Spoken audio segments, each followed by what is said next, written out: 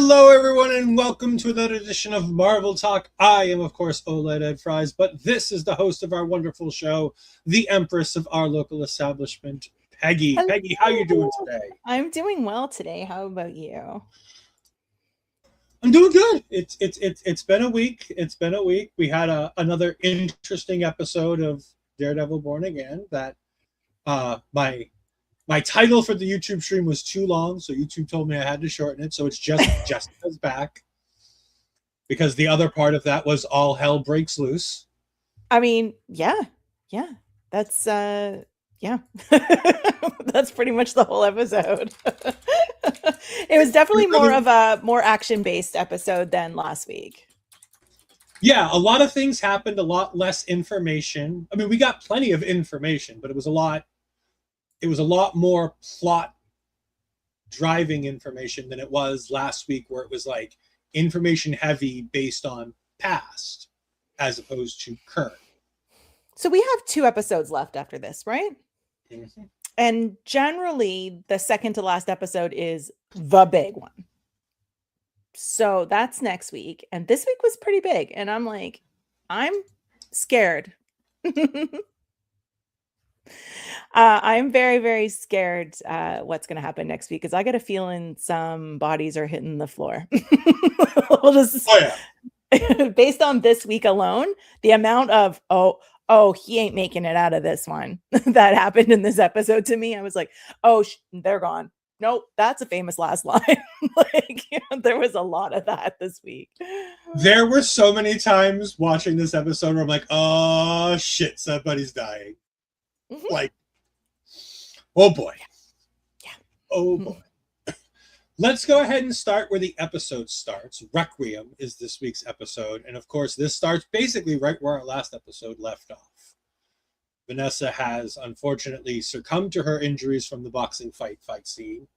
And Wilson is unable to say anything, as anybody would in that situation. And the doctor comes over, I'm going to say a bit arrogantly, trying to help make things better. In my experience, surgeons don't always have the best bedside manner. Mm-hmm. They're cutters, not healers. Like, I mean, that sounds like a very weird thing to say, but in general, they don't have great bedside manners. So. And the funny thing is, like, what he was saying wasn't generally upsetting. It's like, you know, the love of a person who passes on, like it never ends. It continues to go. You can't end what starts. It's a beautiful quote from a book. But this is not the guy that you talk to when he's. Were you sitting there the whole time going, he's snapping. He's going to snap. He's going to snap. Oh, can you stop talking? He's going to snap. That was me the whole time. And then my favorite part is the doctor like reaches in for the hug. And I'm like, oh, you fucked up. That was the oh, you fucked up moment of the week. You're like, he's not a hugger. We saw what happened last time he hugged somebody. It's pretty much the same thing. Like, yeah, not great. And he snaps the guy's back and he crushes his lungs. And you can see the blood like drip into his eyes, showing that he suffocated on top of all of the other bodily crushing injuries that he had. Mm-hmm. And then Buck, you know, the good little Boy Scout, shuts the door and cleans up the mess. I thought that was actually very, very funny, because he comes out and he just looks, and Buck kind of closes the door. You're like, no words need to be said. He's there to clean it up, literally. But yeah. Speaking of no words need to be said, I do want to go ahead and talk about how we got what felt like a good 15 minutes into this episode, maybe 20 minutes, before we ever heard Wilson Fisk utter a word. And that's not like, oh, they just chose to do this opening scene and then we don't see him. He's in 4 or 5 scenes where Vincent D'Onofrio says nothing. Which, I don't know about your experience, but I'm a person, obviously, that talks a lot. When I'm quiet, I'm scarier than anything. So the fact that he wasn't talking, I was like, oh, he's big mad. He's big mad. And not just mad. Like, he's, not great. We get nothing from him at the actual funeral. Vanessa's funeral, where he's, again, as described by Eric Voss, in kingpin white, while everybody else is in black. Nobody's sitting with him. Not a single person. Nobody. I mean, would you want to be anywhere near him after No. like you would say, like, oh, some people want to be there. He has no family. Mom died during the first Netflix show. Mm-hmm. And we know what happened with Dad. And we know he has no other family. So the only people that would have sat with him would have been people like Heather or Buck or Daniel. But obviously, two of the three of them know fucking better as to what just happened in the hospital. They're like, no, we're going to sit back here.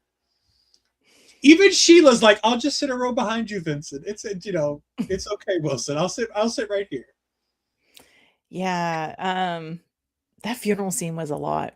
Like, I don't, like, I know we don't really talk about religion on the channel, but are you Catholic by any chance? I was raised Catholic. I am now a practicing Christian. Okay. So I haven't been to church in a million years, but again, raised Catholic. So that big, again, requiem, the big Catholic mass for the dead. I mean, that's where the title comes from. That whole scene where he's so silent, walks up, you have the music playing. That is the music from the first season of the Netflix show where he's doing his daily rituals, getting ready for the day, which I think is very poignant because it's like a big, like, religious piece of music too. And then he walks out, dead silence, camera shot upwards to make him look big, opposing. He's basically ascending to like this big figurehead. The shot with the circular candles, the lights above him, like a halo in the church. And then when he opens the door, it's the shape of a cross in the white light. I was just like, whew, like so many things in that scene. I was just like, this, oh, we're back to like the cinematic before. And again, hadn't said anything. He mumbled something to her under his breath at the casket, but that was it. Yeah.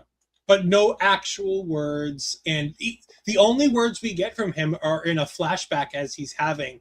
And what I love about some of these things like that, having, like you said, having been raised Catholic and moved on from that, I love hearing Latin in a Catholic church. And the fact that most of that portion of the service was being done in Latin, there's a scene in The West Wing that I absolutely adore. And again, I know this is way off tangent, where Martin Sheen is angry at God for taking his secretary from him on the day that she bought her first brand new car, and she's in her 70s. Like, she's been with him his entire life. She was brought on as like a secretary at the boarding school he went to. And throughout his entire political career, as he got his way to president, she was with him.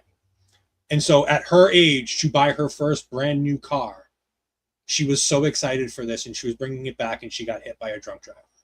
And he's at the funeral, and the funeral's ended, and he couldn't speak. And he clears out the entire church, and he's standing in this absolutely gorgeous, beautiful church. And he just starts yelling at God. And he goes from English to Latin at one point. And I'm just like, I love the idea of being in a church and just moving from languages we understand to a language that would have been potentially spoken at the time, to just be like a catalyst of, this is where things get real. And I think that's exactly what I was going to say too about the Latin part, is that there's something about being and knowing how, when you hear the Latin, there's something that's powerful and symbolic about this moment's important. So I think that's, again, why that moment, when you hear it, it's just like, yeah, this makes sense that this is happening. Yeah, and this whole thing was great. And then, as you said, with everything that's going on with the visuals as he's walking out of the church, the whole light goes to white, and we jump right into our introductory video. And I'm just like, A+. This episode is already an A+, and it's literally 5 minutes in. Yeah, you're at the opening credits. Yeah. I thought it was a really good moment to go from the white light to the opening credits, because you're like, this is the end of Vanessa, basically. This is the beginning of the rest of the show. I thought it was a really good breaking point. Yeah. For the rest of the episode, we bounce back and forth between 3 stories essentially. There's another side plot that we get with the whole the wake of Vanessa FIsk, but we'll talk about Buck and Heather and that whole dangerous situation later. We'll start with the Charlie Cox of it all, because I think this is a really great Daredevil episode, on top of being an episode where I thought it would be very Wilson heavy. I was very excited to see it be a very Matt focused episode, because we got the Wilson Fisk episode last week. Yeah. Talk to me about your thoughts about everything that involves, I guess you could say, the 3 of them at this point. It's the triangle of hate, so to speak, between Karen, Bullseye, and Matt.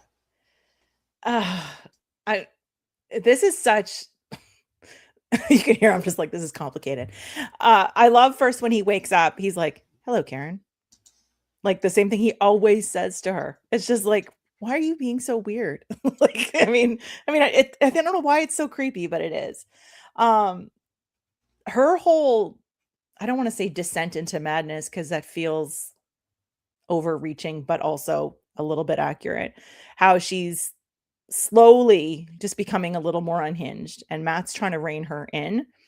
And then the line where she's like, why do you keep choosing the wrong people? You picked Fisk, you picked this guy, like this guy, no name, just this guy, instead of the people who love you. And I was just like, she's had enough of your bullshit. Like, almost shooting him. Like, part of me was like, just do it, girl. Like, just do it. But then I'm like, where does it go the rest of the episode? There's something oddly, like, there's an odd chemistry between Dex and Karen. And I don't remember the relationship between the 2 of them, if there was anything there. But the moment she's trying to, like, she puts the gun to his forehead and she's gonna kill him, and he's egging her on and she's straddling him, I'm like, there's an odd sexual tension in this moment where she's like ready to blow his brains out, and Matt comes in at the literal last second, because as the thing barricades the gun out of her hands, you literally hear the gun go off. Yeah. And I'm like I want more Wilson Bethel in this. I want more Dex. I want more Bullseye. But at the same point, I kind of wanted Karen to kill him. I also like that I don't want to say didn't get what we were expecting, because we thought we might get Rosario Dawson as the nurse in here, and we didn't. We got Soledad, which also makes sense based on something that happens later on with the video package that we saw filmed 2 weeks ago at this point, when they were sitting in the apartment filming things. So I was just like, oh, is she a nurse? And I'm like, I don't think she is a nurse, is she? I thought she worked in legal or something, but now she must be a nurse. They did refer to her as a nurse a couple episodes ago. It could just be that she knows how to, in the inner city, sometimes a lot of people just know what they're doing. Maybe she's had prior nursing training. I mean, I agree. I was surprised that it was Soledad when I saw it. I was like, oh, mental note, not night nurse, it's Soledad, which, like you said, makes perfect sense as we get to the end of this episode and everything that happens there. That all makes perfect sense. Maybe Rosario wasn't in the budget. Probably. I mean, she's very busy and very expensive lately. One of the things I had a question on was, me and Andre are big fans of She-Hulk. They've completely just swept under the rug the whole Matt Murdock, Jennifer Walters of it all, haven't they?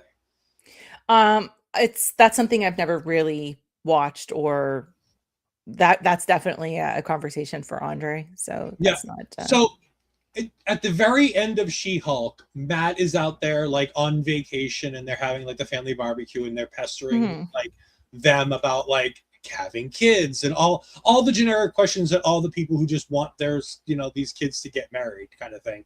And she's like, what the hell are you all doing? Why are you embarrassing like this? Like, he's just a friend. We're just out here. We're just hooking up.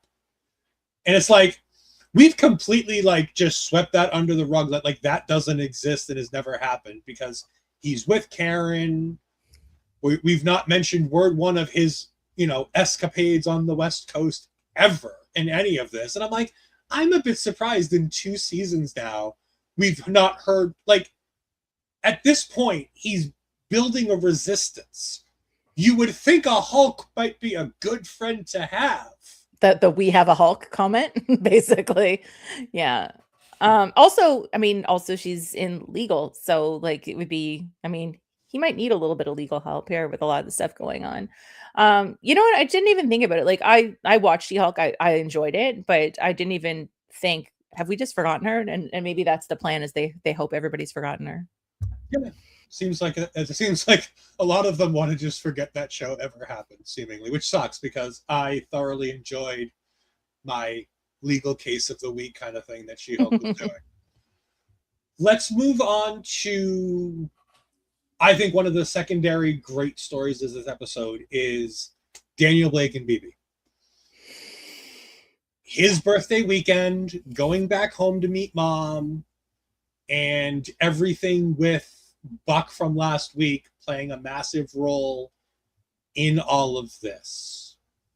Talk to me about, do you think BB makes it out of this season alive? So we have him obviously very probably traumatized, let's just call it what it is, about what happened. The vehicle, the body in the trunk, this and that.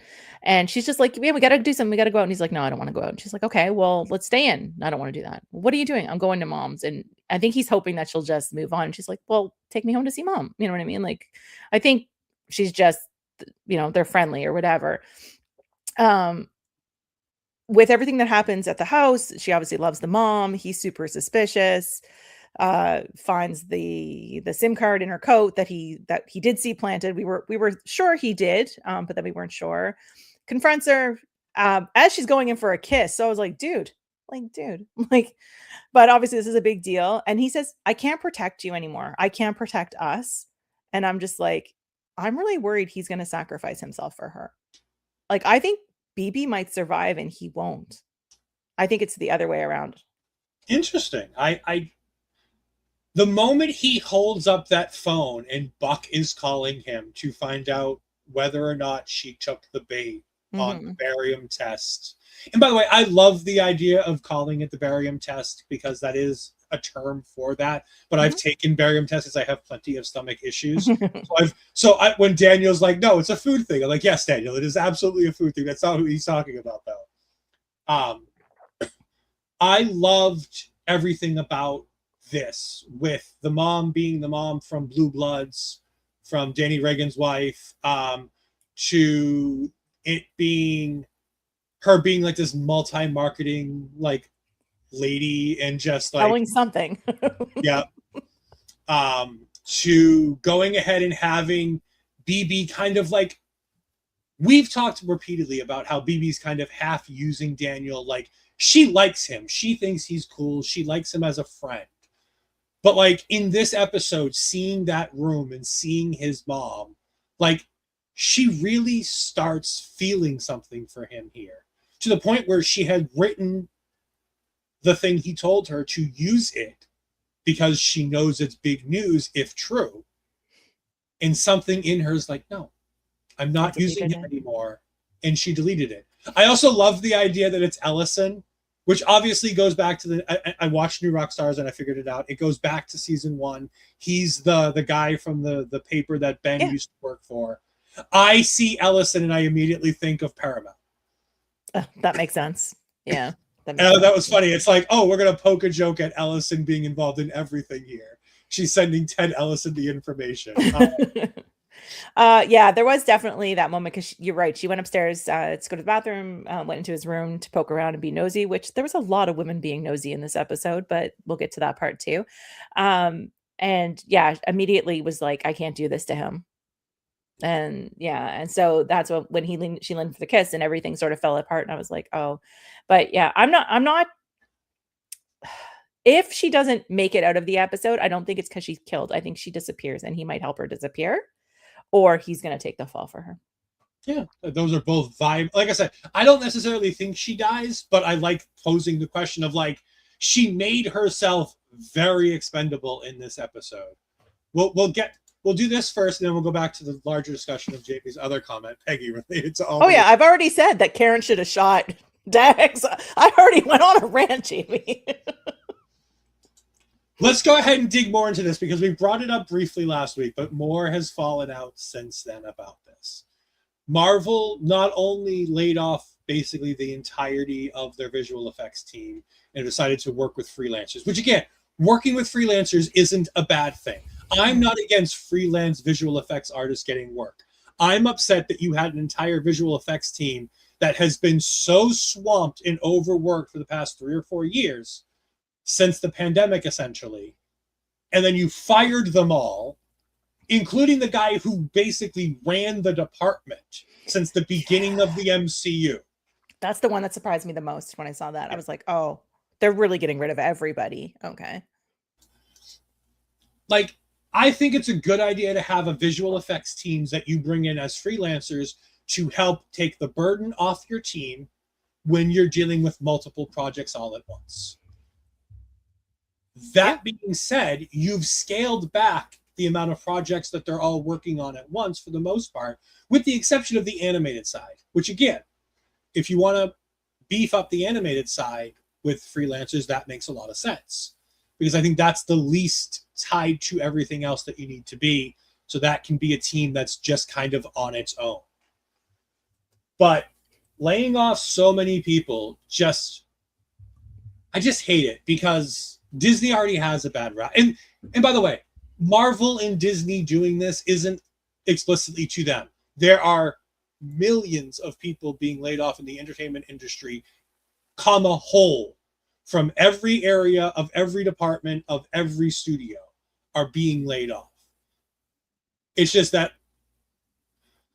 when you're dealing with superheroes as much as you are, when you hear Marvel lays off basically the entirety of their visual effects team, which again had been a sticking point for years because of how overworked that team had been. That's where the hate comes from Marvel, as they should. That's where I feel like I'm so angry with them on that facet, is because it just, of all the teams that you're going to get rid of, that's the team you choose? Like, and not supplement them. When I heard, so first of all, you know, when you read a story and you're like, okay, I'm going to read it again, and then I'm going to actually read the story. Do you know what I mean? Like, not just the headline. And I was like, oh, they laid everybody off? And I'm like, oh no, they mean like they laid a few off and they're going to supplement. And I'm like, oh no, they cut everybody. And then when I saw that the head guy was gone too, I was like, oh no, like they really got rid of any sort of legacy people that would have any sort of, I don't want to say pride, but you know, carrying it over. Do you know what I mean? Like, you want people that have worked on the other stuff there to sort of be like, no, that's not how we do things or whatever. Right. So yeah. And no, I mean, I can understand being less serious. The episode thumbnail is a major spoiler. Sorry. That's your fault. I mean, in my defense, we all knew Jessica Jones was back this week based on Disney's marketing. And the only thing I was going to say, the only thing I think I added that might have been kind of spoilery to the whole thing was the background. No, he added the Disney thumbnail. Oh, the Disney thumbnail. When he went to play it, it has Jessica Jones on the thumbnail. Okay. So I mean, they had done marketing to tell us that she was back this week. So I mean, it's less. Yeah. But no, I mean, it gave us an opportunity to talk about something very serious with a problem with Marvel that we, like I said, we briefly spoke on it last week, but we knew with 3 of us it was going to be make sure we get through the entirety of the episode and then hold everything else to the end.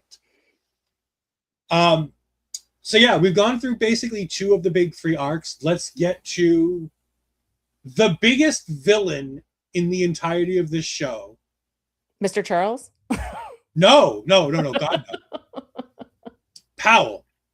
I hate Powell so much more than I hate, because I understand Buck. Buck is a killer, Buck is a soldier, Buck is trained. This is what he was trained for. He's a spy from basically MI5 who's been sent over here, who works underneath a gangster Kingpin. Kingpin doesn't necessarily kill willy-nilly. Like he did this week. but that was because of rage and whatnot. But for the most part, Wilson Fisk doesn't kill without a reason. Mm-hmm. Wilson Fisk kills people who gets in his way. So I kind of understand what he does. Mr. Charles is a bad, bad man who did a lot of bad, bad things, and we'll get to the Jessica Jones stuff in a bit. But Powell is the biggest asshole who I just can't wait to see him get his head exploded somehow. Because not only did he kill Saunders because he figured out the Saunders was the league, which I get it. I don't like it, but I get it. He then looks to the guy who's his buddy, who's like, the fuck are you doing? And he's like, damn vigilantes. And I'm like, this is the second time you've done this, Powell. Because remember, in season 1, Powell's the one who kills White Tiger. That sets everything off at the end of season 1. This guy doesn't care who he kills. He just wants to kill people. Absolute power. I think as soon as Saunders got his card, or whatever it was, ID card, pass card, whatever it was, and then he says, I'm going to sit with you in the back of the truck. I'm like, oh, dude's not making out of this episode. Like, he was another one right away. I was like, oh, you weren't long. You weren't meant for this world, were you? Like, yeah, you knew right away. But the way it went down, you're right. He took him out because of semi-valid reasons. I mean, he was, the source, the mole, the whatever you want to call him. But yeah, to be like, clearly it's vigilantes, like nod and then like go on with your day and like basically create this more dangerous situation of the vigil, the protest, whatever you want to call it, that was already started. It definitely ignited something in the crowd for sure as well, because they went full bore at the crowd at that point. Yeah. Now, teasingly, let's go to the real third main story point of this episode, which is Jessica Jones. She's back. She's the lead in our episode title. I loved seeing her back. I loved seeing her with her daughter for that one scene where we don't see Jessica until the very end of it, but I love seeing the entire attack. But my God, Mr. Charles going ahead and having his team of wet work people throwing a grenade in a room with a child. Yeah. Like, he's an evil, sadistic bastard, man. Yeah, I was just like, you could hear it beeping and you know what it is. And I'm like, okay, we're not killing a child on this program, are we? Like, I mean, nothing would really surprise me at this point, but that felt very exaggerated for a Marvel show on Disney. But yeah, so I was glad. And then when she shows up, she's like, it's not a plaything, honey. Big smile on her face. I'm like, so this has happened more than once, right? Like, that scares me. So we get further into Jessica where she meets up with Matt, and this is the scene we've kind of seen from the things where she walks in, they did it in front of my kids. But there's a big line drop that she drops here that I need to get Peggy's, interest on and see how you think we're going to go. Because I saw somebody post something and I want to kind of see if we can tie it into the future of the MCU. So she's talking to Matt and she says, this wasn't supposed to touch me. You told me I'd be safe. Because she moved out of the city and she moved further away into the suburbs to go have a happy life with her and Luke Cage, seemingly. And they have their daughter and everything's fine and dandy. And he's like, look, it shouldn't. The Anti-Vigilante Task Force should not be out that far. That's not there. And she's like, it wasn't them. She's like, this was the agency. And she goes, this guy called us and I said no, but not everybody I know said no. So this leads us to two people. Because in the end, it could be 5 or 6 different people. Like, I've heard people like, it's Danny Rand. I'm like, no, it's not Danny Rand. It's one of two people. It's either Trish, who's, if you believe that everything from the Netflix series is canon, she's in the raft, which means she's in the same place as Baron Zemo, and she's in the same place as Ross. Or it's Luke, which makes this all the more interesting if it's Luke that's working with Mr. Charles, and Mr. Charles still trying to take out Jessica and the child to try to control Luke Cage. Nope. Didn't even cross my mind that it was Luke, because I was like, that doesn't make sense, but that would be super interesting if it was. Because we don't know that they're together, right? Like presumably this is their child, but we don't know if they're actually together at this point, right? I mean, I think we're led more to believe that it's probably Luke's child, considering the skin tone of the actress that they chose to portray the child. Like, again, we can't take skin tone for everything, but we can make some conclusions based off of the evidence we're given. The evidence we're given is that we have a seemingly mixed race child. So you would imagine it's Jessica and Luke, which again would make sense with all the story we've been told, where they were hooking up in the Defenders series and everything else. It all lines up that continues on, and that's what it is. I like the idea that she's like, no, I'm not selling out. I can't do all of this. And Luke is one of those guys who's like, well, if there's enough money, I'm there, kind of thing. And I could understand Luke being like, I'll go do the shady shit. You stay here and raise our little girl. Everything will be okay. And then Mr. Charles, trying to be the snake that he is like, well, if she's not with us, she's against us. Yeah. You plant that seed now, and now that's all I'm going to be able to think about. It's 99% Trish. Like, I almost guarantee it's Trish. Because she says the line, he came to find people like us, which means it's Luke, which means it's Danny, which means it's Trish. More so, though, what I was going to talk about with the social media post that I saw that raised this as a really interesting question of whether or not it was Luke, is that somebody said, what if Mr. Charles isn't a one-off for Daredevil Born Again? What if Mr. Charles is the Henry Gyrick that they're going to use going forward as a Friends of Humanity kind of style? What if he's the leading force against the mutants? What if that's the role that Valentina and he are going to play, as they're going to be that 1 and 2 that are running the Friends of Humanity style anti-mutant agency kind of thing, and that they're going to employ mutants to take out other mutants? I kind of wish you would have told me all of this before the show. So I'm like, my brain is just scrambled right now. I love the idea of seeing more Matthew Lillard. I mean, that's a given, especially since we haven't seen a ton of him. It's just little speckles of it here and there. The idea of him potentially crossing over to other shows or movies, or if he and Valentina both have the role, but we don't necessarily see them together. If that makes sense. Like, we'll see one in a TV show or a movie or whatever. I actually really like that idea. I think that there's a lot you can do with that, considering we're getting potentially X-Men casting as early as San Diego Comic-Con. We're supposedly getting casting for the X-Men movie that's coming out in 2028. So I think there's a lot of interesting things where Matthew Lillard doesn't have a hugely heavy workload when it comes to movies. Same as Julia Louis-Dreyfus.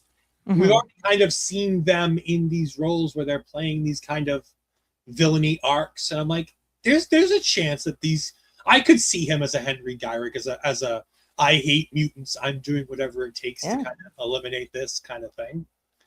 His role in this episode was fantastic because he calls Fisk shortly after the funeral, because Fisk has taken all the weapons away from him and has given them to the anti-vigilante task force.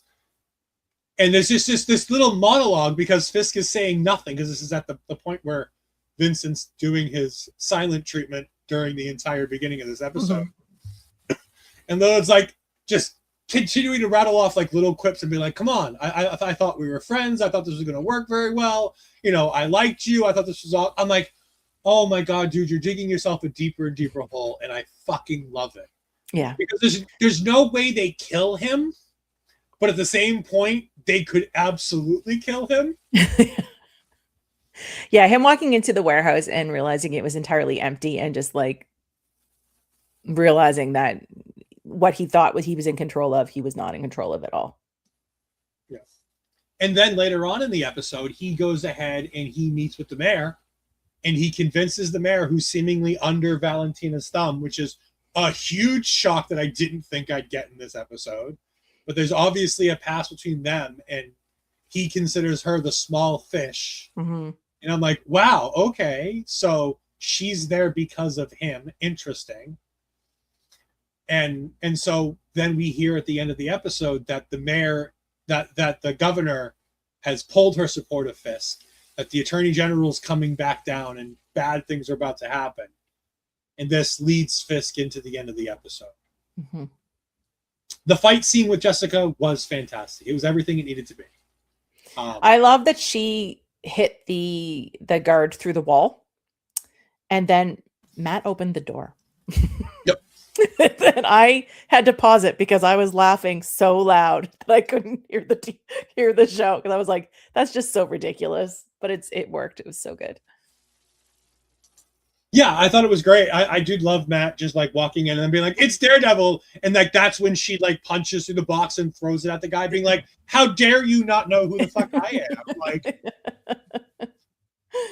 yeah. She was exactly what we remember. She's exactly what we wanted. She's like going forward in season 3, having that team back together again will be so much fun to see.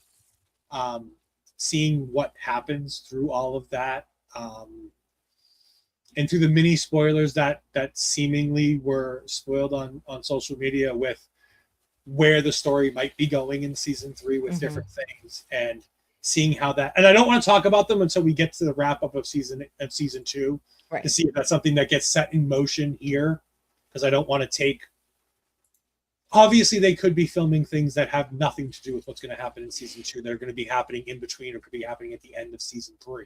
Yeah. But like, I just thought it was funny to see what they've been posting and being like, I can see steps that this whole season could take to get us there. And we've been told by the team that season 2 will end with setting up what's going to be in season 3. The way season 2 ends will absolutely set the motion season 3 in its way. And I'm like, great.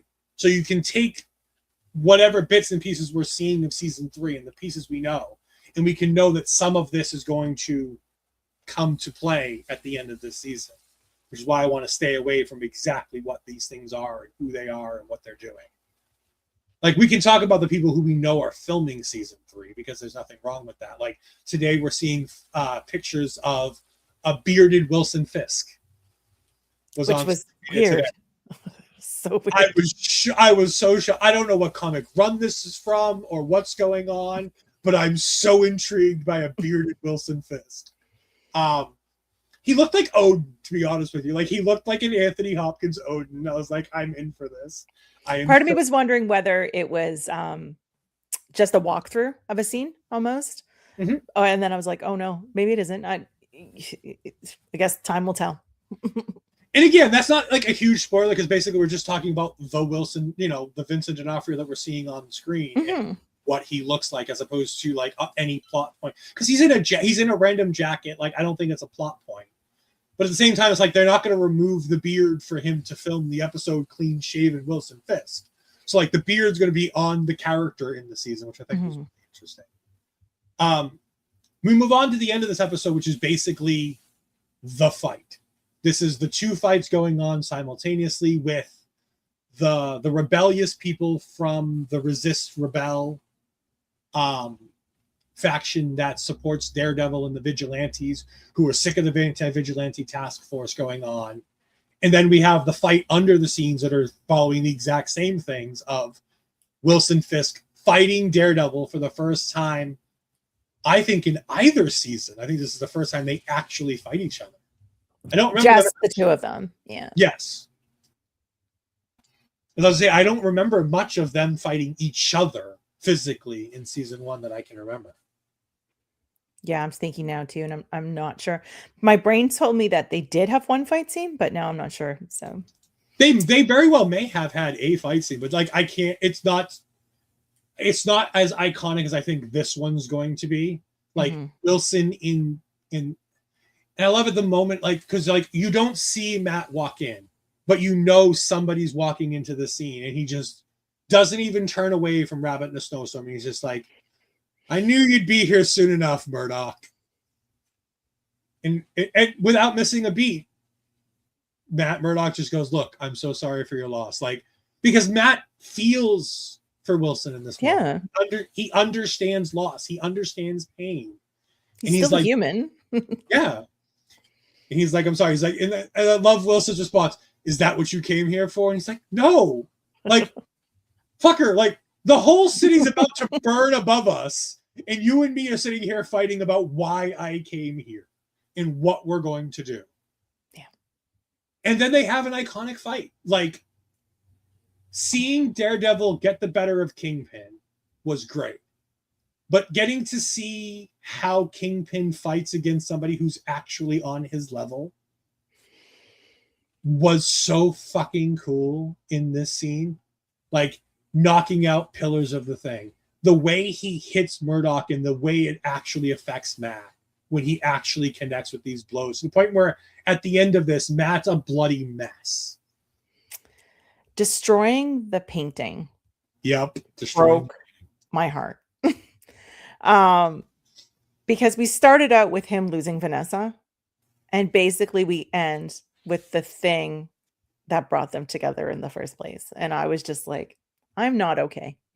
It's a painting in the middle of a fight scene, and that's the part that I was so focused on, was that was the last remaining thread of anything that was remotely going to hold him down.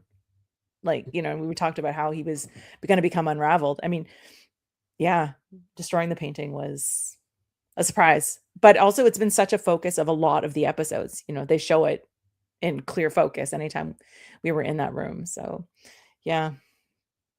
I thought this was sensational. And again, the thing that spoke to me the most after all of it was said and done, you know, him and Matt continue this like verbal sparring before and then a little bit afterwards. And Matt talks about how their issues are poisoning the city and how they need to figure this out. And he's like, look, let's just both leave. Let's both leave New York. You can go wherever. I don't care where you go. Just go somewhere that's not New York. Mm-hmm. And I will leave too. And I'm like, that's great. Matt can go on the West Coast. He can be back with She-Hulk. Like, we can go, you know, like re-bring this all back together. We can have Daredevil Born Again season 3. And, you know, we can have him be part of the West Coast Avengers. Like, there's a bunch of cool comic booky things we can do where we can just get Matt out of New York, get him out of Hell's Kitchen, and kind of revamp this character, because once you get past Kingpin, there's not a whole lot left for him in New York. Yeah, there was a lot of that, that we can't, you know, I don't want to kill you, you don't want to kill me, but if you go, I go kind of thing. And it was just seemed too easy, especially when you've got the giant brawl up on the surface. And afterwards, Wilson's like, how does this end, Matt? Like, I'm not leaving. How does this end? Arrest me? You can't. Kill me? You won't. Yes. And it's like, at some point, Matt's going to have to come to his Batman moment. And he's going to have to choose whether or not he's Batman or Superman. And he's going to have to choose whether or not killing is allowed. Which was a lot of what played into the him and Karen story earlier that we were talking about, is he was like, you can't do this. You just can't. Trying to convince her to come to his moral side. But yeah, choices. I thought this episode was absolutely sensational. I loved every moment of it. It never felt like it stopped telling a story that it wanted to tell from beginning to end. All the little pieces that seem inconsequential that we really haven't talked about, and there's a bunch of them. There's 3 things I want to talk about at the end of this after we're done kind of talking about the main episode in and of itself, because it's one thing we haven't talked about, the battle upstairs, that we need to talk about too.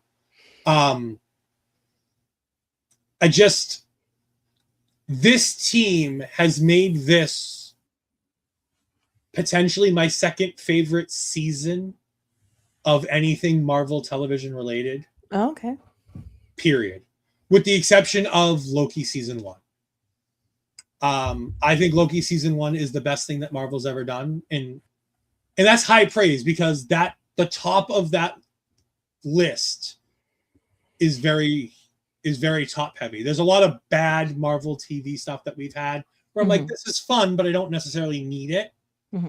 Whereas like WandaVision, Daredevil Born Again season 2, Loki season 1, to another extent Loki season 2, and I'll say Hawkeye are kind of essential viewing for the MCU. I think there's so much necessary knowledge in all of that it permeates everything else that is going to happen.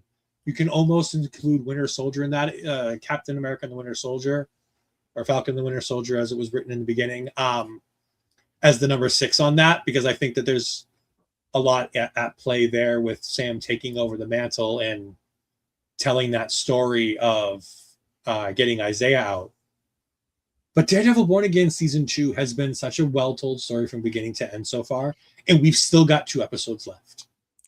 I also would like to point out that we only have 2 episodes left, not that we still have 2, because we kind of, I don't know if the Heather thing is something that you want to talk about after we talk about the fight. We can talk about it here. We can talk about it right now.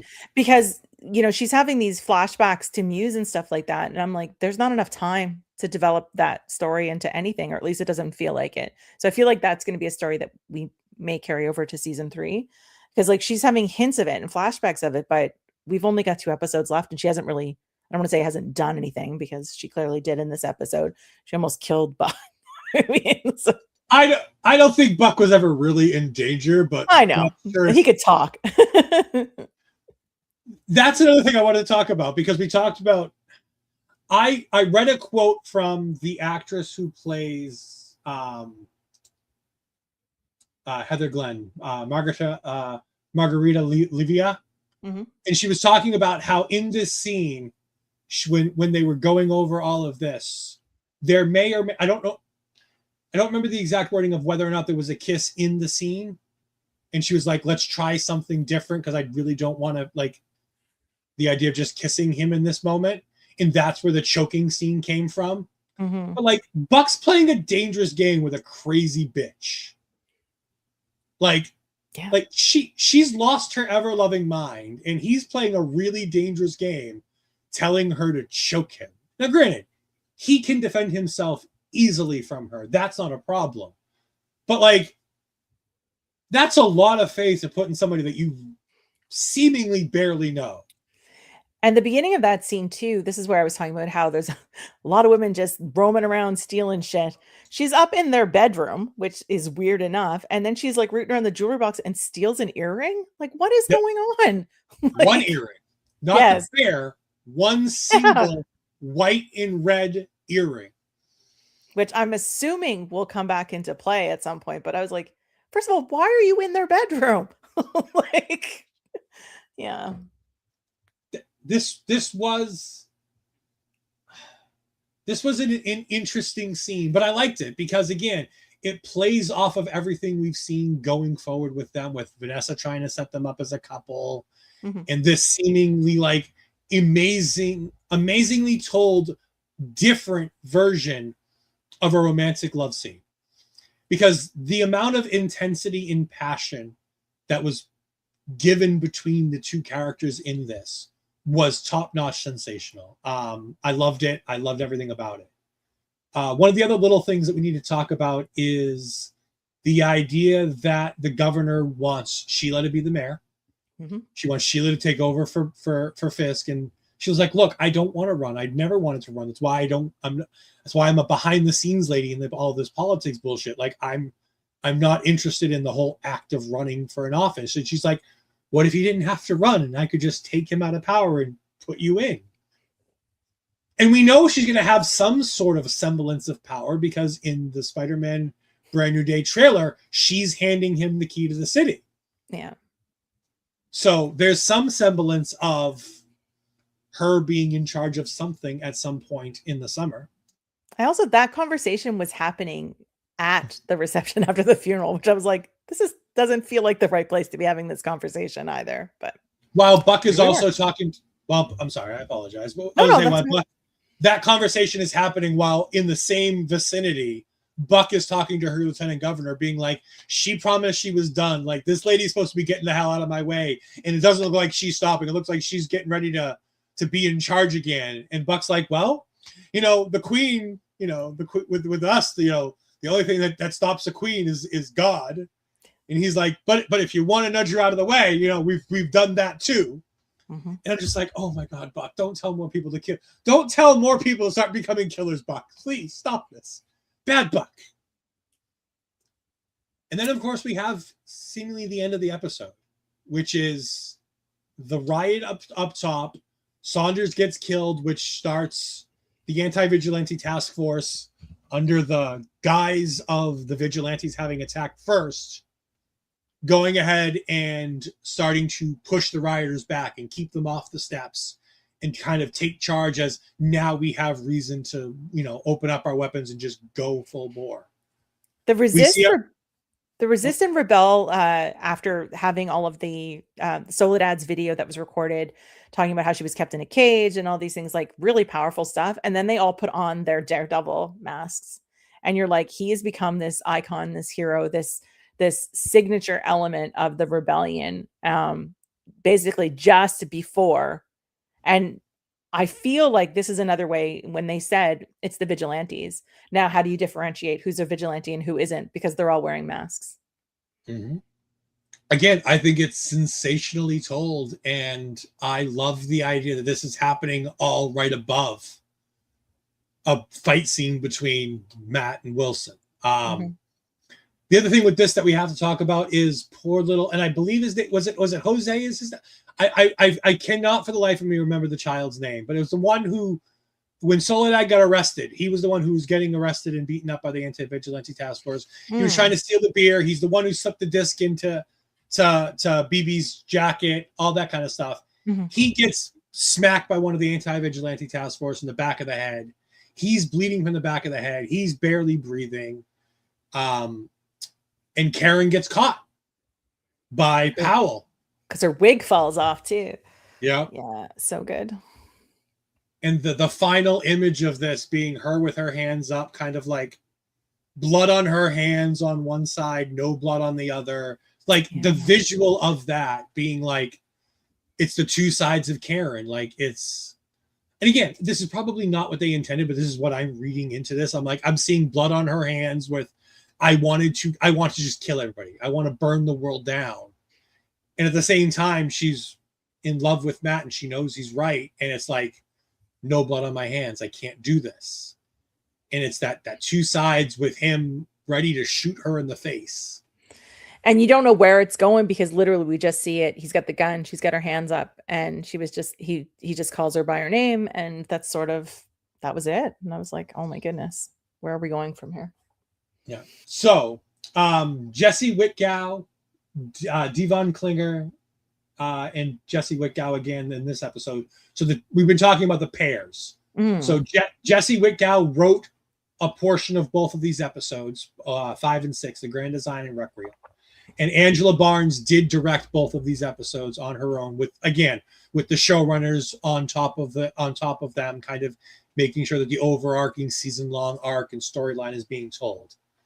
I have absolutely adored having the pairs of directors directing 2 episodes at a time to give them like almost a full movie to tell the story they want to tell. Mm-hmm. To make sure that nothing's being left behind in the story they want to tell from beginning to end. You're basically told, look, you get 2 episodes. This is the story you want to tell. Go ahead and tell it. But remember, you're only getting 2 episodes. This is your lead in, and this is, your out point, however you want to manage it going between the two. Yeah. And of course, we've got going forward, we're going to have The Hateful Darkness next week, April 28th. And then May 5th, we have The Southern Cross, which I think is a really interesting title, considering we start the season with The Northern Star. So I like the idea of the 2 titles kind of being an antithesis of each other, I believe. Ian McDonald will direct both of those episodes. And the writing teams are interesting. Heather Belson, who wrote The Scales of the Sword, season episode 3, which is the tribunal, and the breakout. In that episode, Heather Belson is the same writer who will be writing episode 7. And then Dario Scampani, who is one of the heads of the shows, along with Jesse Whitgow, will be back to write the finale. episodes 8.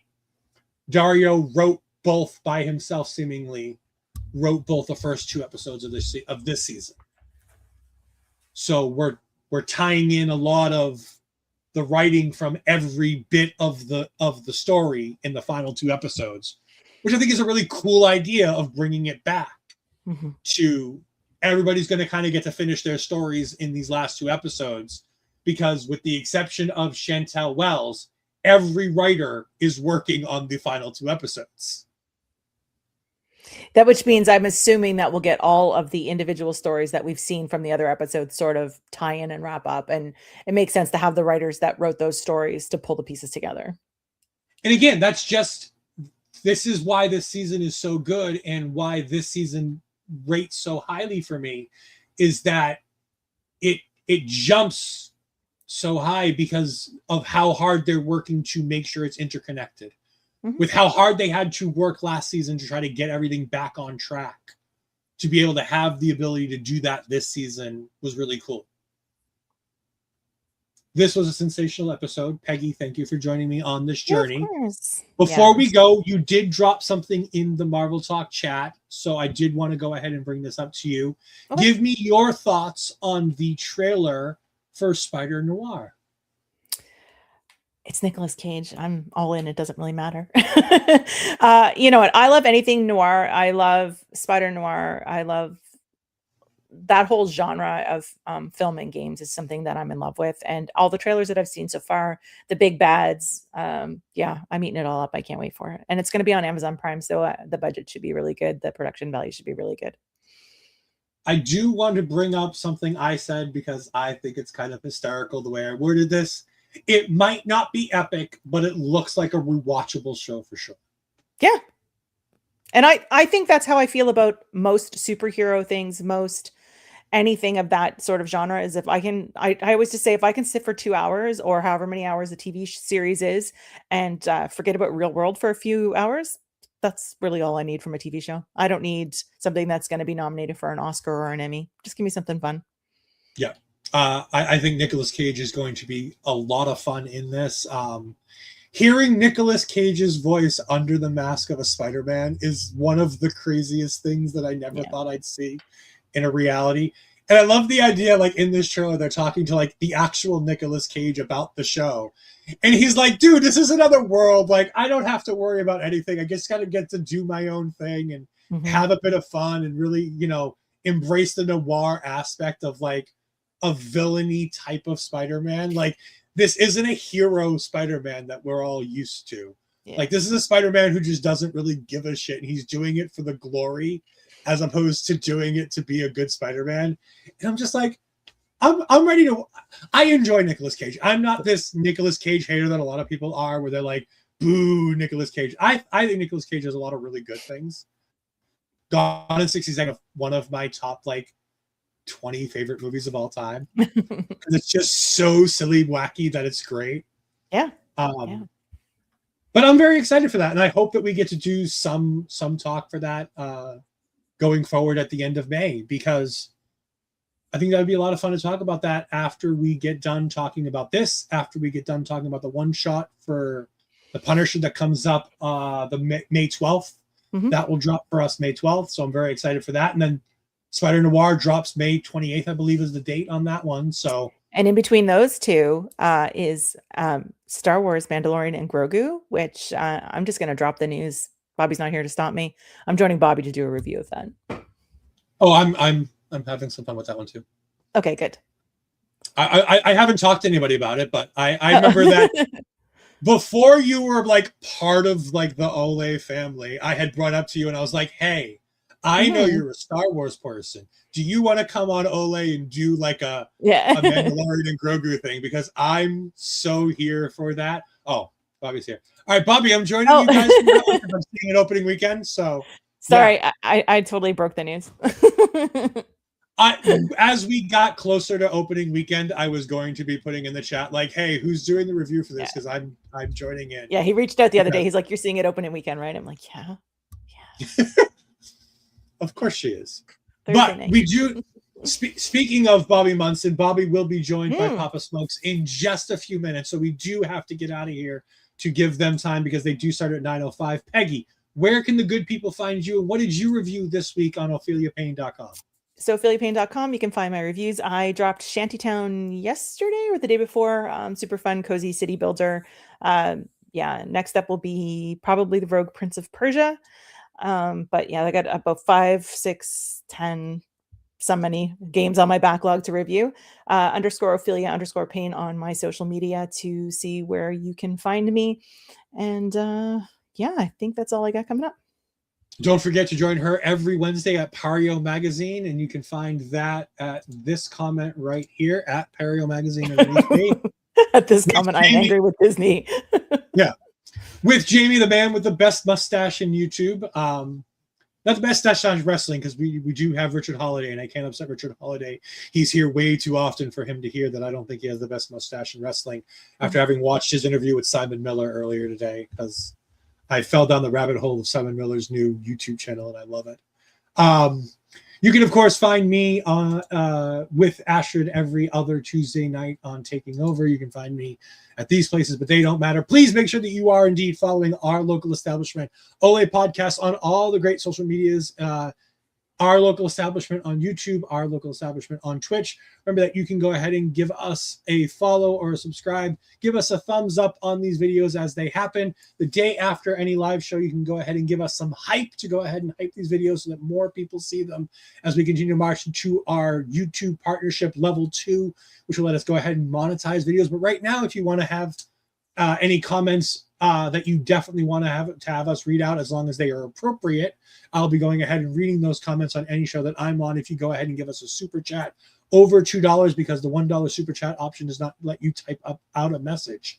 But for myself, for Peggy, thank you for joining us. We will see you guys next week where Andre will join us again. Until next time, bye.